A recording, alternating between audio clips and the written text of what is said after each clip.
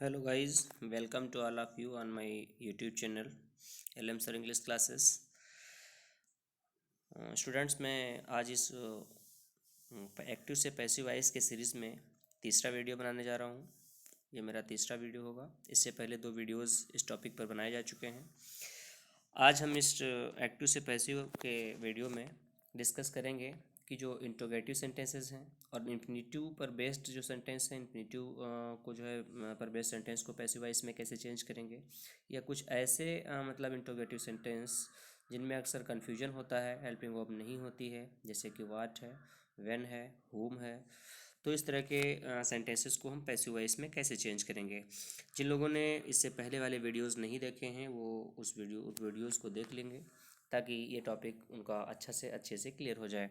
चलिए मैं स्टार्ट करता हूँ।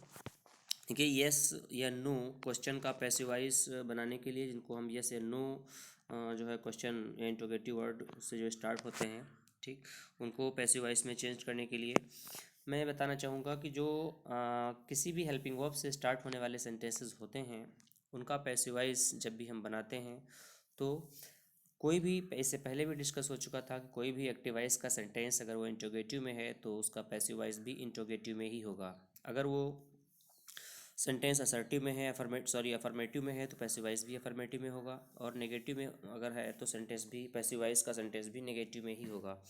अब चलते हैं, जैसे सेंटेंस फॉर एग्जांपल सेंटेंस आप सभी लोगों को दिख रहा होगा। ये जो सेंटेंस है, जैसे have you broken the glass. अब ये हैव प्लस मेन वर्ब की थर्ड फॉर्म के रूप में सेंटेंस ये आया है। मीन्स कि ये प्रेजेंट का परफेक्ट टेंस है, और जब भी हम इसको पैसिव में चेंज करेंगे तो द ग्लास, चूँकि हमारा ये जो सब्जेक्ट है द ग्लास, जो इस सेंटेंस का ऑब्जेक्ट है, ये इस सेंटेंस में सब्जेक्ट बनेगा तो इसके अकॉर्डिंग हैज़ या हैव का यूज़ होना है। मीन्स कि the glass singular number subject है, हैज़ का यूज़ जो हम बाद में करते हैं उसको हमको पहले करना है, और हैज़ या हैव के बाद थर्ड फॉर्म आने पर उसके साथ में बीन का भी यूज होगा, जैसा कि इसके पहले वाले वीडियो में डिस्कस भी किया जा चुका है। तो इसको हम बनाएंगे हैज़ द ग्लास बीन, फिर मेन वर्ब की third form broken by you.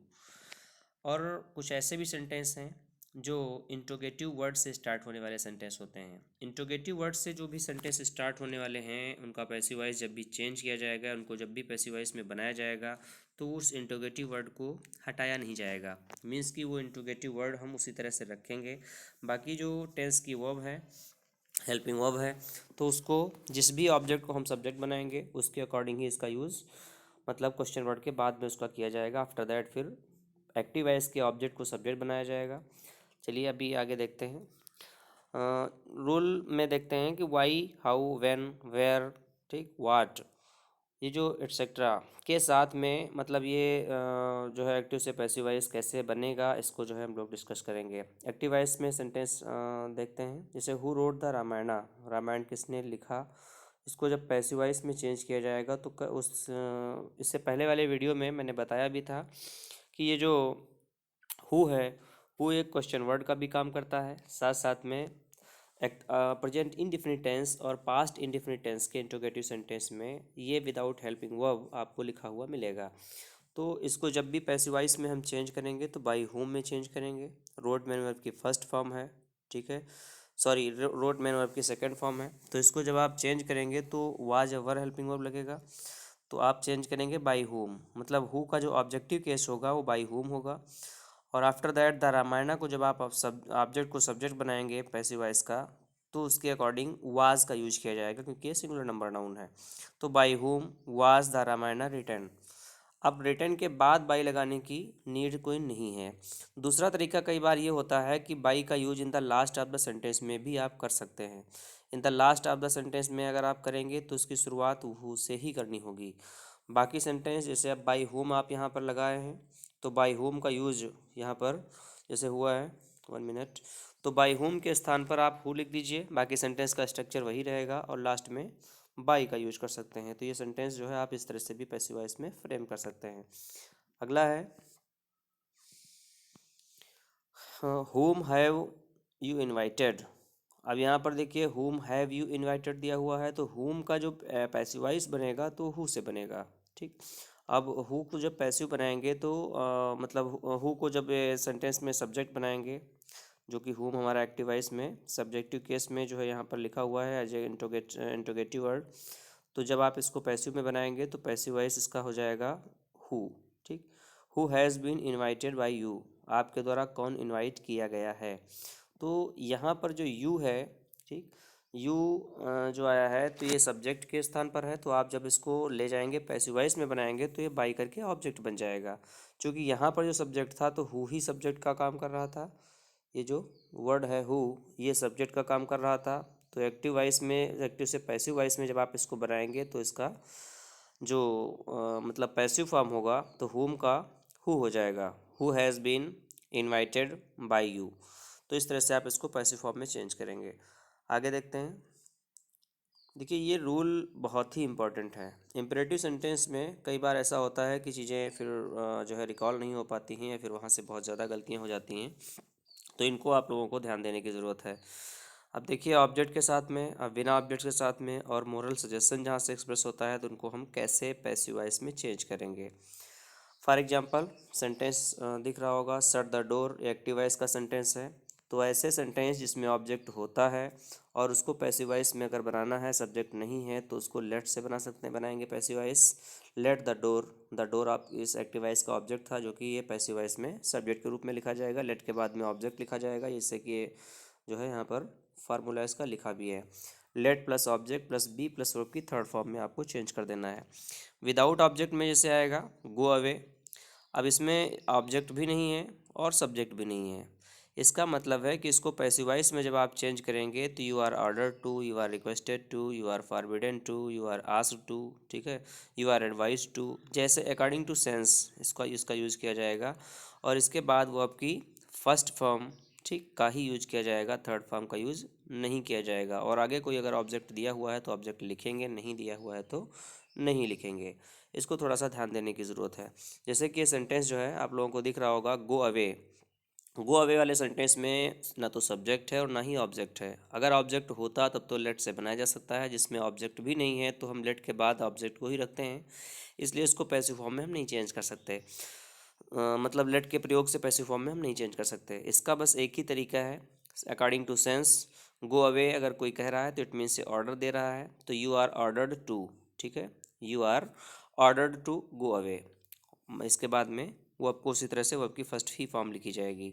Moral suggestion देखते हैं। जो मोरल सजेशन है इसको किस तरह से इसमें पैसिव फॉर्म में चेंज करना होगा। हेल्प द पुअर, अगर कोई नैतिक भाव का बोध हो रहा है, ठीक, तो वहाँ पर लेट के प्रयोग से ज़्यादा सुटेबल है कि वहाँ पर उसको सबसे पहले object plus should be plus verb की थर्ड फॉर्म में चेंज किया जाए। मतलब कुछ लोग इसको लेट द पुअर भी हेल्प करके भी बनाते हैं, लेकिन वो अप्रोप्रिएट तरीका नहीं है। अगर ऑब्जेक्टिव क्वेश्चन इससे बनता है तो ये मे भी यहाँ से मिस्टेक हो जाएगी और ये क्वेश्चन रॉन्ग मान लिया जाएगा। तो आप लोगों को ये ध्यान रखना है कि अगर कोई नैतिक सुझाव दिया जा रहा है या फिर नैतिक सेंस का कोई बोध हो रहा है, जो कि अमूमन सबके द्वारा किया जाना चाहिए, ये मोरल सजेशन है, तो उसमें क्या करेंगे, ऑब्जेक्ट को सब्जेक्ट, मतलब जो इसका एक्टिवाइज का ऑब्जेक्ट है उसको सब्जेक्ट बनाएंगे। इसके बाद में शुड बी प्लस वर्ब को थर्ड फॉर्म में चेंज कर देंगे। फॉर एग्जाम्पल जैसे लिखा है हेल्प द पुअर, तो हेल्प द पुअर को पैसिव वॉइस में जब बनाएंगे तो the poor should be helped, ना कि इसको हम let the poor B help बनाएंगे, क्योंकि ये मोरल सजेशन है। इस चीज़ को थोड़ा सा ध्यान देने की ज़रूरत है। यहाँ से क्वेश्चंस जब भी आते हैं तो बहुत कन्फ्यूजन क्रिएट करते हैं और कुछ लोग अमूमन लोग इसको जो है लेट के यूज से ही बनाते हैं। आगे चलते हैं। देखिए इन्फिनेटिव पर बेस्ड जो एक्टिव से पैसिव वॉइस का सेंटेंस है ये बहुत पूछा जाता है और यहाँ से अक्सर मिस्टेक्स भी बहुत ज़्यादा होती हैं। तो इन्फिनेटिव आप लोग जान ही रहे हैं कि टू प्लस मेन वर्ब की फर्स्ट फॉर्म जो होती है वो इन्फिनेटिव होती है, मीन्स कि ये सिंपल इन्फिनेटिव होती है, टू प्लस वर्ब की फर्स्ट फॉर्म।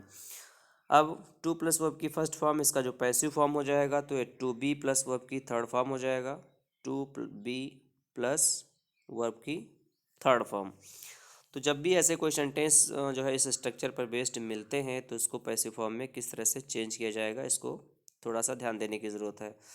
एग्जाम्पल देखते हैं, I am to go it. देखिए इस तरह का सेंटेंस ट्रांसलेशन में भी पूछा जाता है और ट्रांसलेशन पर बेस्ड सेंटेंस जब भी बनता है कि मुझे जाना है, मुझे ये काम करना है, मुझे ये काम पूरा करना है, ठीक है, या कुछ करना है, तो उसके सेंस में जो है वहाँ पर मजबूरी या बाध्यता प्रकट नहीं हो रही होती है। स्वेच्छा से अगर कोई काम करना है, ये वहाँ जाना है, ठीक है, मुझे खाना है, तो ये मजबूरी या बाध्यता को नहीं दर्शाया जा रहा होता है। इस कारण से इसमें क्या करेंगे, इज एम आर या बी फॉर्म की वर्ब जो है, जो होती है, अगर प्रेजेंट में कोई बात कही गई है तो इज एम आर के साथ में इन्फिनेटिव का यूज किया जाता है। ठीक, इसके बाद में ऑब्जेक्ट। जैसे फॉर एग्जांपल सेंटेंस जो है देखते हैं, I am to do it, मुझे इसे करना है। तो यहाँ पर मतलब मुझे इसे करना है का सेंस है कि मतलब स्वेच्छा से करना है, कोई मजबूरी नहीं है, बाध्यता कोई नहीं है। जब इसको हम पैसिव में बनाएंगे तो इट जो है इसका ऑब्जेक्ट जो है एक्टिव वॉइस का, या पैसिव वॉइस में सब्जेक्ट बन जाएगा। और इसके अकॉर्डिंग टेंस की चेंजिंग नहीं है, इज एम आर में ही चेंज करना है। और टू बी प्लस वर्ब की थर्ड फॉर्म जो इन्फिनेटिव होता है, मतलब तो इन्फिनेटिव का पैसिव भी हमने डिस्कस भी किया कि to be plus main verb की थर्ड फॉर्म, और बाई करके आपको ऑब्जेक्ट लिख देना होगा। सेंटेंस हमारा क्या बनेगा, it is to be done by me, it is to be done by मी।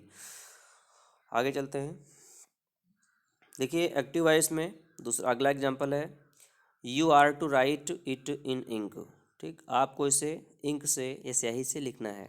तो यहाँ पर भी कोई कैपेबिलिटी नहीं है, कोई मजबूरी या बाध्यता का जो है रियलाइजेशन नहीं हो रहा है। तो इन द इस सेंस में जब पैसिव वॉइस पूछा जाएगा तो पैसिव वॉइस उसको कैसे बनाएंगे, इसको लिखेंगे it is to be written in ink. ठीक, it is to be written in ink. अब इट चूँकि यहाँ पर इसका जो ऑब्जेक्ट है, इसी को हम सब्जेक्ट बनाएंगे। हेल्पिंग वर्ब का यूज सब्जेक्ट के तुरंत बाद देना होता है। फिर इन्फिनेटिव को टू बी प्लस वर्ब की थर्ड फॉर्म में चेंज कर देंगे। और लास्ट में जो अदर वर्ड के रूप में जो भी आया हुआ है, ये in the last of the sentence ही आपको लिखना होगा। इस स्ट्रक्चर को थोड़ा सा ध्यान रखने की ज़रूरत है। आगे चलते हैं, अगला है, इसको हमने डिस्कस कर ही लिया, अभी बता ही दिया है। एग्जाम्पल हम देख ले रहे हैं। और the teacher give me a book to read. देखिए कई बार ऐसा होता है कि जब दो ऑब्जेक्ट होते हैं, जिसको आप सभी लोगों ने पढ़ा भी होगा, एक होता है डायरेक्ट ऑब्जेक्ट और दूसरा होता है इनडायरेक्ट ऑब्जेक्ट। इनडायरेक्ट ऑब्जेक्ट, तो डायरेक्ट ऑब्जेक्ट जो होता है ये होता है निर्जीव कर्म, और इनडायरेक्ट ऑब्जेक्ट होता है सजीव कर्म। तो ये जो सजीव कर्म होता है, जब दोनों डायरेक्ट और इनडायरेक्ट दोनों ऑब्जेक्ट किसी सेंटेंस में एक साथ में आए हों, तो उसमें से प्रॉब्लम ये होती है कि आखिर किसको हम सब्जेक्ट बनाएं। ठीक, तो जहाँ जहाँ तक जो है डायरेक्ट इनडायरेक्ट जब दोनों ऑब्जेक्ट हों तो सुटेबल है कि सबसे पहले इनडायरेक्ट ऑब्जेक्ट को, मीन्स की जो सजीव कर्म है उसको आप सब्जेक्ट बना दीजिए पैसिव वॉइस का। चूँकि बना दोनों को सकते हैं, लेकिन अगर इनडायरेक्ट में डायरेक्ट ऑब्जेक्ट को सजीव बनाएंगे, मतलब डायरेक्ट ऑब्जेक्ट को एज ए सब्जेक्ट जो है पैसिव वॉइस का सब्जेक्ट बना देंगे, तो होगा क्या कि जो इनडायरेक्ट ऑब्जेक्ट है इससे पहले टू या फार का यूज करना पड़ेगा। क्या करना पड़ेगा टू या फार का यूज करना होता है। सुटेबल यही है कि आप इसको डायरेक्ट इनडायरेक्ट दोनों ऑब्जेक्ट होने पर, ठीक, आप जो है इनडायरेक्ट ऑब्जेक्ट को सब्जेक्ट बनाएं तो किसी भी डायरेक्ट ऑब्जेक्ट से पहले टू या फार का यूज़ नहीं करना होता है। लेकिन अगर आप इनडायरेक्ट को, मीन्स कि सजीव कर्म को आपने, मतलब निर्जीव कर्म को अगर आपने पहले रख दिया है, तो इनडायरेक्ट ऑब्जेक्ट मतलब पैसिव वॉइस में बनाते समय मतलब आपको टू या फार का यूज़ करना पड़ेगा सजीव कर्म से पहले। तो आगे चलते हैं, इसको समझ ले रहे हैं। सेंटेंस है, the teacher give me a book to read. अब यहाँ पर इन्फिनेटिव भी आया है और ये जो है डायरेक्ट और इनडायरेक्ट दोनों ऑब्जेक्ट आए हुए हैं। तो इसको जब आप एक्टिव से पैसिव में चेंज करेंगे तो I was given a book to read by me, to read by my teacher. दूसरा तरीका इसका यह है, आप चाहें तो आ बुक को भी हम सब्जेक्ट बना सकते हैं। A book is given, sorry, a book was given to me, ठीक है, to read by my teacher. इस तरह से भी इसको पैसिव वॉइस में चेंज कर सकते हैं। अगला हैज़, हैव और हैड प्लस टू के साथ में फर्स्ट फॉर्म के रूप में भी एक्टिव से पैसिव वॉइस के सेंटेंसेस पूछे जाते हैं। इसका हम लोग अगले वीडियो में डिस्कस करेंगे। आज के लिए बस इतना ही। Thanks for watching the video.